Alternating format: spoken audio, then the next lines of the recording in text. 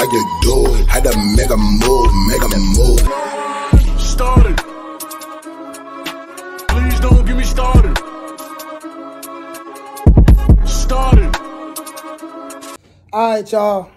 Y'all asked for it. I got him back. I got the brother back, man. One of my most lit interviews. Let him know who we got back here. Y'all already know what it is, man. It's Iron Sheik, a.k.a. Abdullah the Butcher, a.k.a. Black Adam, a.k.a. Akbar the Rockstar, Warlord, fresh in the flesh, man. All right, so I seen a video by another guy whose videos I watched named Saint Laz, and the name of his video was The History of Brooklyn Gangs. And I thought, you know what? That's a cool idea. I'm like, that'd be a cool idea to do a Bronx version of that. But I'm like, who do I personally know who would know that type of history, who would be that knowledgeable? So I'm like, she got to know something about that. Because I know you touched on it a little bit during our last interview that we had. So that's why I contacted you about this. So what I want to do is I want to run through everything you know about Bronx gangs. If you can name certain people so I can find pictures of them or whatever. And just give me a rundown of as far back as you could go, the names of certain gangs and what was going on during that time. What was the environment in the Bronx like at that time? You know, and you know what the fashion code was like during the time. You know what I mean? What some of the things they used to wear.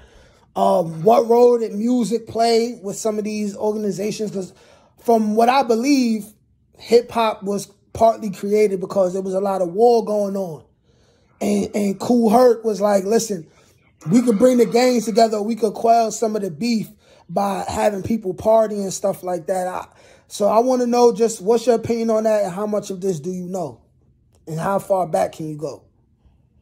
All right, before I tap into the gangs, right, we gonna go into the Kool Herc thing of what you're talking about, right? Because this needs to be stressed because Kool Herc, his ethnicity is Jamaican. So a lot of Jamaicans always say, oh, the Jamaicans started hip hop. So I want to tap on this before we even go into the gangs, right? Breakdancing been going on forever. But in America, breakdancing was invented in the 1920s by African Americans. They was called the Nicholas Brothers. The Nicholas Brothers was two brothers. They used to tap dance and they used to do different leg hopovers and leg spins and different breakdance moves and stuff like that. Peace, King. All right, blessings, love is love. They used to do, all right, thank you, I appreciate you. Yeah, they used to do different breakdance moves and kind of a lot of the steps you see today. If y'all Google the Nicholas Brothers, y'all see a lot of their moves. You know what I'm saying? And how it's implemented to this day, right? Then, so breakdancing been out since 1920s. And they usually associate breakdancing with the Latinos more than the black people. So I want to tap into this so y'all get to understand it. So 1920s Nicholas Brothers. Graffiti started in 1961 in Philly by a dude named Cornbread, a black dude named Cornbread. He was a graffiti writer in 1960. Graffiti came to New York City in 1962, right? You have people that's trying to change the history of graffiti. And they trying to say, you know, it was done by the white dudes, you know, the vagabonds and all that. The vagabonds was the poor white settlers that came here from Europe. So we going to do that. We going to say graffiti started when slavery happened because the runaway slaves used to mark their name on the freight trains so you would have, so other escaped slaves would know, oh shit, Nate the Great was here. He was on this same cart. So he must be headed to the Underground Railroad in North Carolina. You know what I'm saying? Shit like that, right? So graffiti, 1960-61, Philly, Cornbread. Breakdancing, 1920s, Nicholas Brothers. Now, DJing always been going on in New York and even in Jamaica. But in Jamaica, a DJ was the one they called they mic controllers DJs. So we call it MC. Mic controller, move the crowd, whatever. We call it MC. they call their DJs, the man who spoke on the mic, a DJ, but DJing been going on. So I'm just saying that because I don't want nobody to think Kool Herc is responsible for everything. It was people before him like Disco Mario, Bambaataa, all of them was before him, right? And then there's one more element I'm missing: DJing, breakdancing. Oh, rapping. Rapping been going on since toasting. Toasting is a big thing that slaves did. You see a lot of it in Dolomite movies. Toasting, you son of a gun, you black motherfucker. Yeah, just talking fly shit. Talking fly shit. Talking fly shit basically and rhyming sometimes. Yeah, talking fly shit. That's called toasting. It's called toasting, right? So, you know, toasting been going on forever. Blacks been dealing with poetry and poeticness forever. So all hip hop was all the elements, the different elements that been going on, being consolidated into one movement. All right,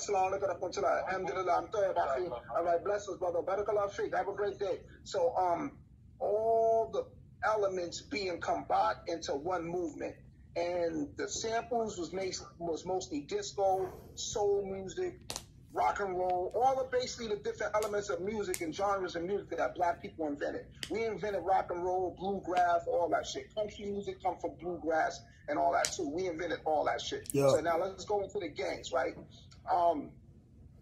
From what I know from history, because gangs go back forever, since Africa, since tribes, whether it's Fulani, Ashanti, Mandinka, those is gangs. They call them tribes, but those is gangs, cliques, and crews. But now in America, we're going to start from the 1960s real quick. And it's going to be brief with the 60s. So in the 60s, you had a black motorcycle gang called Outkast. Outkast is still thriving to this day. They're one of the most notorious black outlaw clubs in America, and they might be the largest. Outkast, Outcast. They not a gang, right? The Outkast was warring with another outlaw motorcycle gang called the Wheels of Soul. These is both black outlaw gangs. Any motorcycle crew, any type of biker gang you see in New York City, in the 5 boroughs or whatever, they got to either come under Outkast or they got to come under Wheels of Soul. They got to get permission from these 2 major outlaw gangs to have certain type of patches or to start a club and to do certain stuff, right? So, you got Outkast, you got Wheels of Soul, and you got the Black Unicorns. The Black Unicorns is who the black.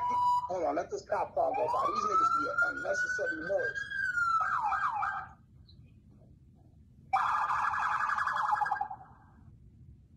So all these shootings and stabbings, that's why this shit always been going on.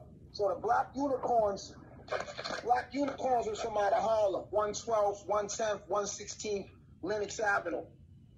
The biker club that branched off from the Black Unicorns was the Buccaneers, right? That's when you go on the Winky, right, Blessings King. That's when you go in the Winky Right and all them. And then later on, the Buccaneers gave birth to other motorcycle clubs like the Big Shots and stuff like that, right? And that's what Winky Wright, that was on the Rough Riders, doing on the Willies and the Rough Rider videos. Wink came from the Buccaneers too, Sean Cross and all them. But that's that. Now let's go into street gang.